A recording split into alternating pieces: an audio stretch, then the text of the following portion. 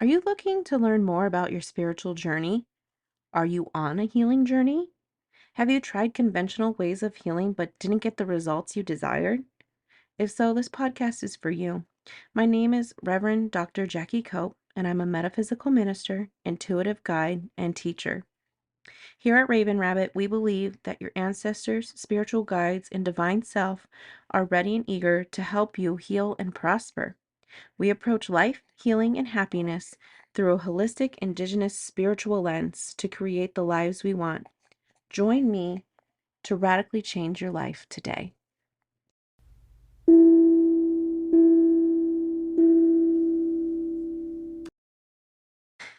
Hello, hello. Welcome to the Raven Rabbit Wellness Studio podcast. I'm so glad you're here joining me today. I've been manifesting your existence into listening to this podcast, and you're here. You made it. You could take a load off, arrive fully, show up. And this is a place where we talk about a lot of raw, real things. And I don't have it all perfect, but I'm just sharing my experience as I go along and coaching as I go through it and coaching myself. So today we are on episode 48, Why You Can't Fix Self-Hate and What to Do Instead. All right, loves, today we're talking about the thing that's going to make a lot of you exhale. You're just going to get a load, take it off. You're going to feel lighter. Self-hate isn't a character flaw. Okay? So we can know that. We can exhale. You do not have a character flaw.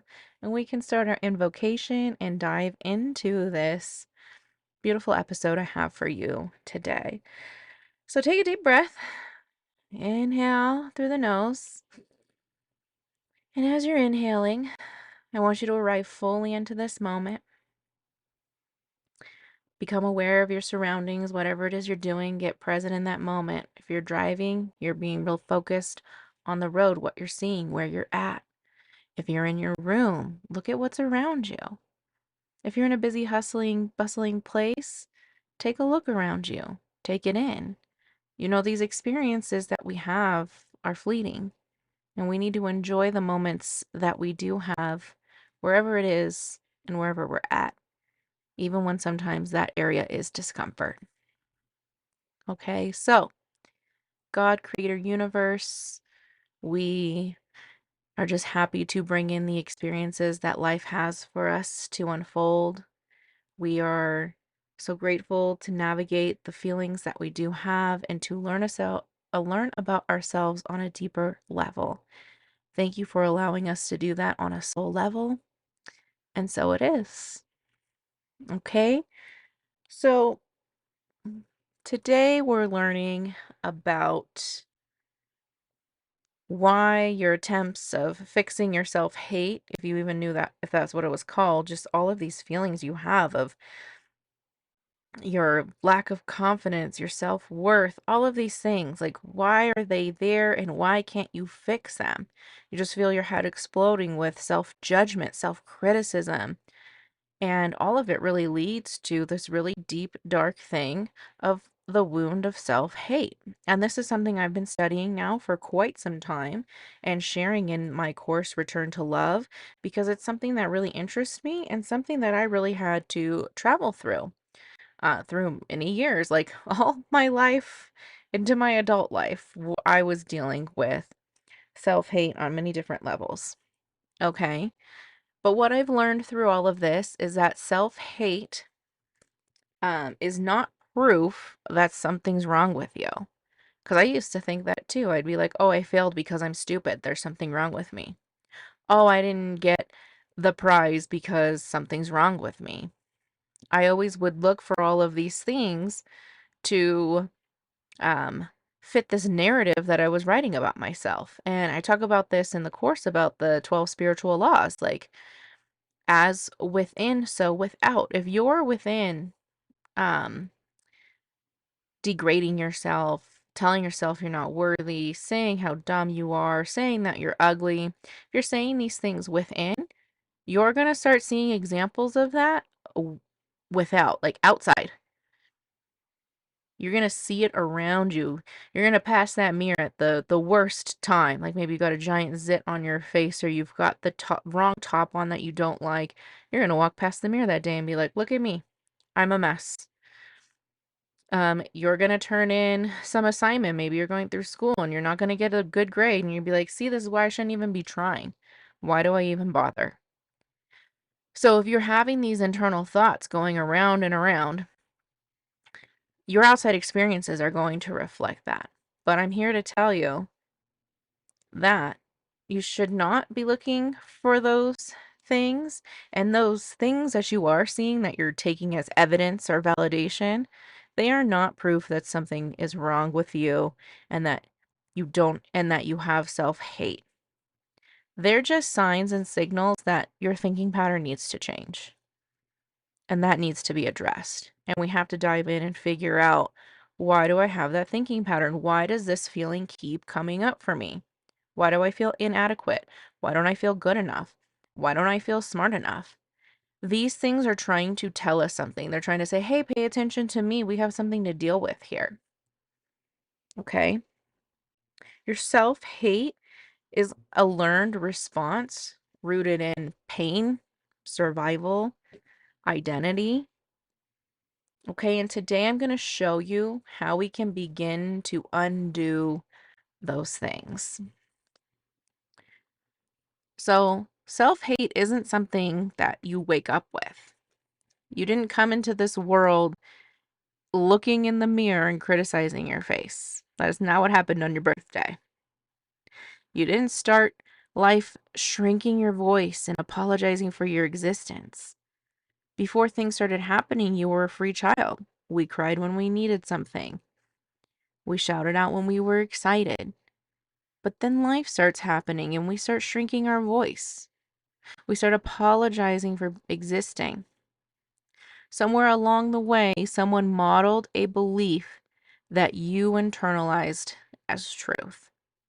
Okay, and this happened to me from teachers, my parents, unhealed adults that are just in your life. They model something, we see it, we internalize it. So what we have to do at this point is start figuring out what those things are and unlearning those things and relearning a new way. Okay, because self-hate can sometimes be inherited. It gets passed down through us. So like sometimes we'll talk about generational trauma. Sometimes self-hate is just absorbed. You see something over and over and over again, and you just finally absorb it and be like, this is the life that I live in, and this is how things are. And you just accept it. So self-hate can be passed down through our family systems, our culture, our trauma, our colonization, our religion, our schooling. So if you know me and you've been following me, like me saying some of those things is really big. When I talk about culture, I'm very proud of my Native American heritage, but there are some things passed down through culture that need to be dealt with. I said that there's some things passed down through schooling, and guess what? I've been a teacher for 14 years. I love school. I'm a huge advocate for school. But at the same time, there are some things that are questionable that can get passed down to us that we need to address. So these things that were passed down to you, they are not yours, but they became yours. Okay, we were young, we didn't know any better, we were doing the best that we could with what we had. But now at this point in your life, you have the option to change, to learn, to unlearn, to grow, to relearn, and to instill a new set of beliefs that is in alignment with who you truly want to be and in alignment with your higher self. We get that choice now as adults. So there's a reason why you can't think yourself out of it. And I really get in this in my course of like when coaches or people or the spiritual community, really anybody, when they just say, oh, just love yourself. Just tell yourself it'll all be okay. Just tell yourself, oh, it's not my fault. When they tell you these things, it sounds nice, but it doesn't reach the wound. And this is what I was struggling with for so long. I went and got help in so many different aspects. And those helps were good. They did good things for me, but they never actually got to the real wound of my self-hate. And so when I had therapist or family or friends tell me it's not your fault, just forget about it. Like that just would not compute in my brain because I would be thinking like everything is my fault. I did self-blame to the max 10. If I had just done this, then this wouldn't have happened. Had I just tried a little bit harder, this wouldn't have happened. I did it all the time and I drove myself into complete burnout over it because then everything reflected back to me. Because I felt like I had to control everything and that I was kind of blindly thinking I am in control of everything. If I could just control everything and put in max amount of effort, max amount of work, I could get decent results. I wasn't even aiming for the best results. I was just aiming for decent and appease everybody and keep everybody happy. So when someone just said, "Oh, it's not your fault, don't worry about it." Oh, I would say, "Oh, thank you for saying that," but, like, deep down inside, I knew I was gonna go home, and I already was probably starting in my brain of all the reasons why it was my fault, and I could not forget, and I could never let that happen again. Okay? Because these self-hate wounds and these survival things that we've created, they developed before you even knew how to reason. So many of these things happen to us quite young, or if we're just a little bit immature in something. So an example of that is, yeah, you can have some childhood trauma and stuff. You can have things modeled. So I think about some things that my father modeled to me that weren't the best. I love my dad, but I had to like um tackle a lot of things through the self-hate that came from him, and that's where some of my feelings of being stupid came from. So like that happened to me young and I didn't know how to reason at that age and I wasn't mature in that sense. But then later in my life, when I was in my early 20s and I was married, things were happening to me too. And I should, I'm going to shit on myself right now. I should have been smart enough to know, but really I wasn't. I didn't have the maturity in that sense to tackle some of the things that I was going through in that marriage. I was not prepared for those things in my young 20s. I got married at 21, through my 20s, at all. I don't think anyone could have prepared me for some of those things I went through. So I'm not to say that, oh, all of these things just happened in your childhood. No, some of these things could have happened when you were older and an adult, and maybe you should have known better. But you didn't because we also grow up in maturity too. Okay, so you were still immature in whatever experience that was in life. My first marriage, I was young, I was immature.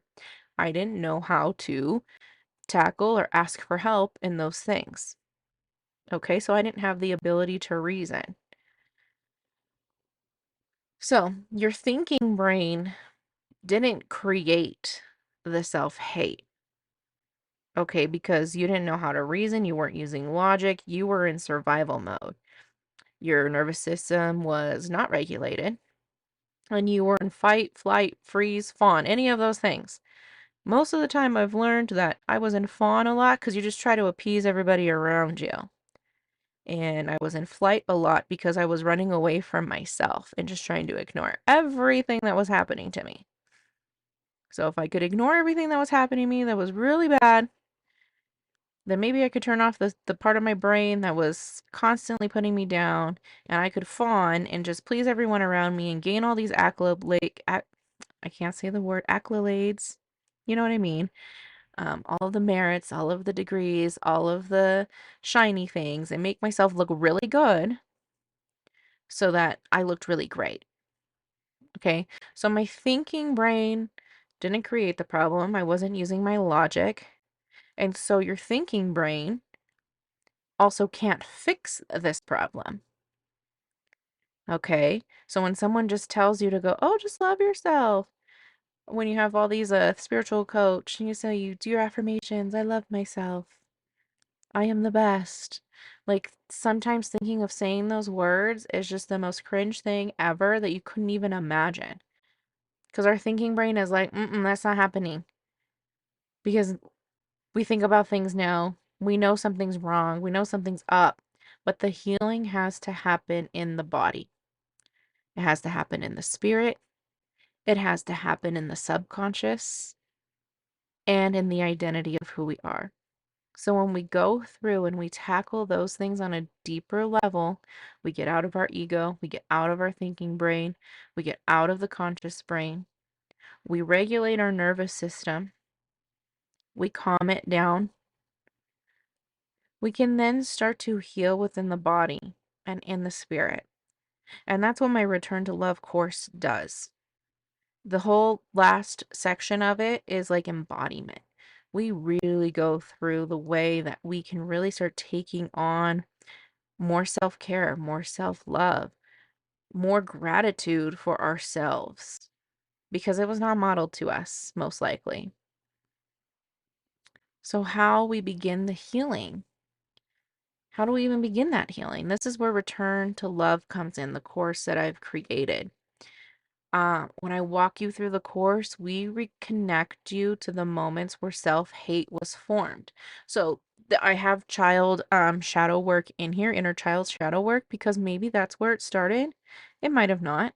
For me, there was pieces that have been in my childhood, but like I said, a lot of it happened in my 20s too. So there was things there that I had to reconnect with and learn from. We bring compassion into places that once held shame.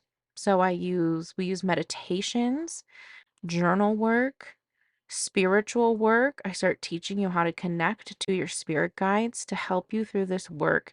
And all of that, your spirit guides, your angels, they want to bring compassion and love to you. And your higher self wants to bring love to you too. We teach the body and the spirit what safety feels like because it's hard. If you've been in this dysregulated system that you have created and you have been in fight, flight, freeze, or fawn, it is hard to find the safety. I can go over that a little bit if you've not heard of those 4 Fs. The fight, flight, freeze, or fawn. A lot of us know flight or fright. No, sorry, flight or fight. So flight is when we run away, we avoid. It could be a physical runaway. Like if there's actual serious physical trauma happening, we could physically like try to run away. It can be a runaway from within the brain, like an out of body. You just try to get yourself out of body from the experience. For me, running away was running away in my brain, like not thinking about those things. So that was that flight. And then some of it is physical fight. So when we think about our nervous systems, we're ingrained in our DNA code because we lived in the wild. We had to protect ourselves. We lived, well, my people, we lived in, um, they were sort of like wigwams. They were dome-shaped homes. And, things happened. Snow, wild animals, bears. Like we had to know how to flight and we had to know how to fight. Okay, so when we think about our ancestral indigenous ways of being, like what did that look like? A lot of people talk about the caveman time, but like that's so far back. Like my ancestors just a few generations back were living like this. This is not that far removed for a native person who was living off the land. So that fight mode is when you're ready. You're ready for war, you're ready to put up a battle. Your body physically has to fight for something. So nowadays that could be looking like physical altercations. That could be verbal altercations. That could be just everything turns red and you become so angry, so you get into that fight mode. A lot of our fight too now is very emotional. It's very like now you see a lot of things about narcissism and everything. Our fight has kind of shifted from this survival to this very emotional state. Okay, so we got flight, run away, Fight, we're going to put up a fight. Freeze. Freeze is when you just completely stop. You are stuck. You cannot move. You're unable to do anything. So I think about indigenous ways of being. You walk along, you see a rattlesnake, you stop, you freeze, you panic. Okay, you see a bear, you stop, you freeze, you panic. So that was it back in our indigenous ways of being. But in current times, that freeze is, I can't send that email. I can't reply to that text. I can't answer that phone call. You just freeze. You see it happening and you're like, you don't know what to do about it and you don't want to do anything about it. And then freeze can also happen in serious traumas where you just let whatever's not that you let things happen to you. If something has happened to you that is not right, but that idea of like you just completely freeze and then the thing happens to you and then you might shame yourself like, why did I let that happen? If someone did something with a big capital T trauma to you, just know that like we don't let anything happen to ourselves. Our DNA, we're always trying to protect ourselves. And sometimes in those times of heightened, you just freeze. I had a freeze moment. My ex-husband had a seizure. And it was to me, that's a big capital T for me right there. It was shocking. We had a roommate at the time. I was feeling like something was off, and I rolled over and looked at him. He was full blown in a seizure. I panicked. I froze. Total freeze. Then it dawned on me to scream for the roommate. I did. And then the roommate was thankfully like a trained paramedic and stuff. And he was like, call 9. He was telling me what to do. Like like a paramedic's supposed to call 911, do this. And I just stared at him, totally frozen, until he yelled at me again. And he's like, you need to move. And I was like, I had to snap out of it. So that freeze too can look like that. Like this moment of a traumatic experience. You're seeing somebody you love in a very stressful situation, a very medical fragile situation, and you can freeze. So that's where freeze is. Another one that maybe you might not be so common with is the fawn. And the fawn is when we are trying to please others. And this one's happening a lot nowadays. This is happening very consistently. So we will fawn over the situation. We will maybe berate somebody with compliments. This is where we get into like love bombing. We just love bomb somebody so much.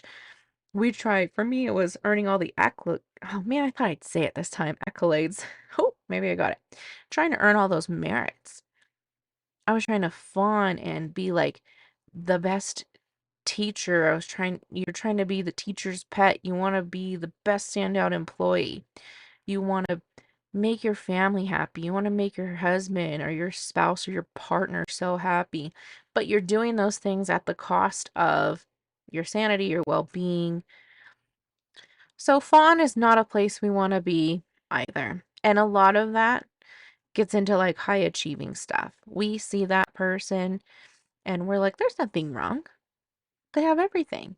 But you don't know like what's happening on behind closed doors. And maybe you are that person where everything does look good and nobody knows what's going on the inside.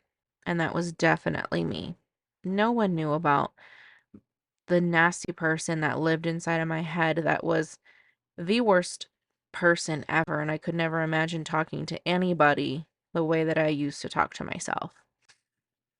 So it's a little bit detour of like what we start talking about because we have to address those things so that we feel safe again.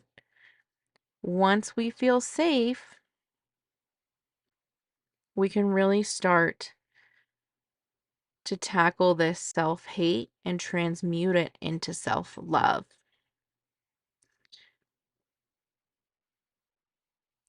After we start to feel safe and our nervous system becomes more regulated, we start to layer in that metaphysical truth. And that's where I get really spiritual on you because you need that spiritual side to really tackle this self-hate. At least that's what I needed, and that's what I believe in. It's that missing piece. And that goes back to my native ways of being too. Because there's 4 parts of our human body and our human existence. Spirit is one of those pieces. Okay. So when I say you need to be spiritual, that can look however it looks for you. It doesn't mean you need to go to church on Sunday, and believe a certain form of belief, and you need to read a certain text. It doesn't mean any of that dogma stuff. However you view spirituality, just be open to it and start opening it up even more. Then we use affirmations those are the most powerful things, and we have to start really basic. Because I know for me, when I just try to go off with I love myself, it was too hard. Nothing was working. I had to find a way to let it be in my field first before I let it fully come in and I embrace it. Once we get some metaphysical truth, we get some affirmations going, we can start building new beliefs, and we can call our energy back home from all of the things that has been taking that energy. Because this self-hate takes a lot of work and a lot of energy. So what happens when you heal self-hate? This is the good stuff. This is why I want you with me in this program. Because some beautiful things will start to happen when you transmute self-hate into self-love. You will stop performing for love. And this was such a huge one for me. I dated many guys I should have not dated. And that could have been you too, dating people you maybe should have not been dating because you were constantly performing for love.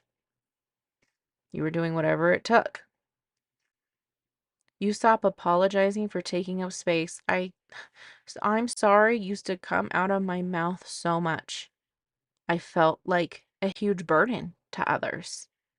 But when you start transmuting that self-hate to self-love, the word I'm sorry will stop coming out of your mouth so much. Because you won't have to apologize for your existence. You won't have to apologize for being there and taking up space because you deserve to be there. You stop choosing people who can't meet you. So this is a big one. And this one kind of hurts too. You stop choosing the people that aren't growing with you, or maybe you're chasing these people and you shouldn't be because they're not meeting you. And there you start getting the people around you, and it might be lonely for a while because you might lose quite a bit, but then the people that are meant to be will stay. And you'll start building that community. For me, this has taken a very long time. And I'm okay with that because I needed to learn to be alone for a long time too. And lastly, you will stop dimming your spirit. Your spiritual expression has so much to give to yourself, to your family, to your friends, to your community, to the world.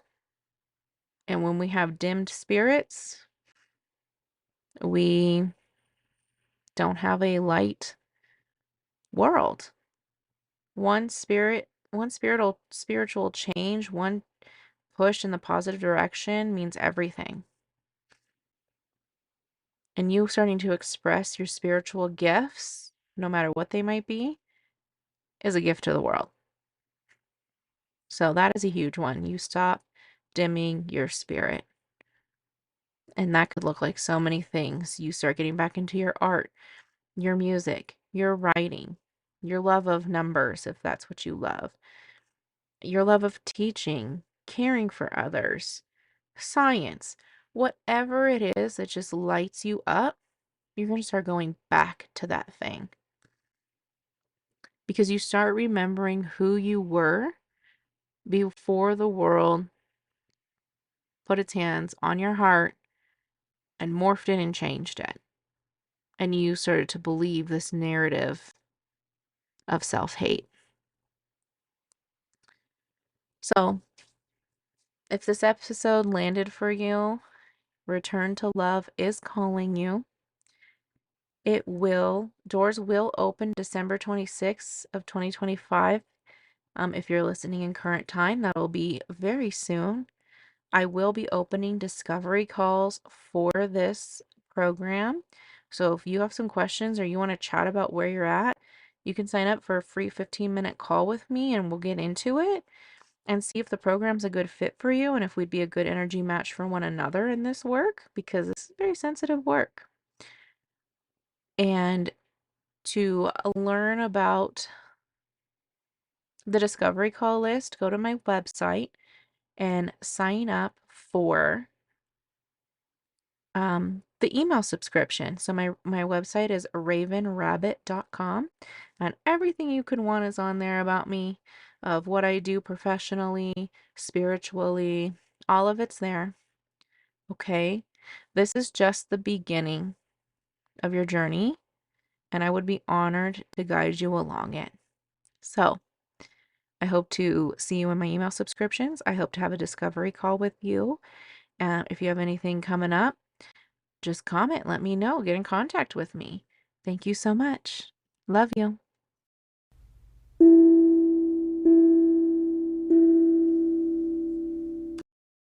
Thank you for listening. Expand the life, healing, and happiness of others in your field by sharing this episode. You can get more of my content and other helpful tips by following Raven Rabbit LLC on TikTok, Instagram, and Facebook. Be sure to comment on Spotify and answer the episode's question so I can keep creating content you love and desire. Thank you so much.